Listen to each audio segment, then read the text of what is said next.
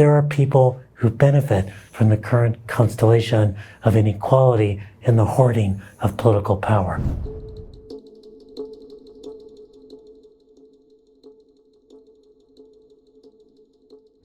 Manuel Pastor, I'm director of the Equity Research Institute at the University of Southern California. So we work a lot with community-based organizations, social movement groups, providing research to help for social, economic, environmental justice. So we actually, at my institute, do work on economic inclusion and climate equity, immigrant integration, racial justice, social movements, and governing power. And actually all of those are linked.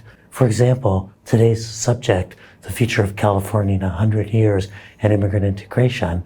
Well, we're not going to change the terrain for immigrant integration unless we tackle the racism that creates xenophobia. We're not going to be able to do that unless there's empowered community-based organizations to change the political dialogue. And we're not going to help people succeed unless we create an economic system that's more just.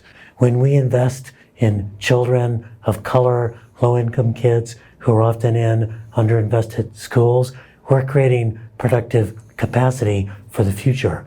So if all of that actually benefits most of us, why isn't it done? I think the biggest thing is for community voice to be lifted up in the policymaking process.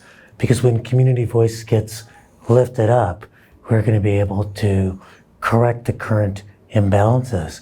And when we do that, we will create a better society for nearly all of us. What I want to do is move from stories of beating the odds to stories of changing the odds, of celebrating those community organizers, those political figures, those business allies who say, how do we redesign systems so everyone can thrive?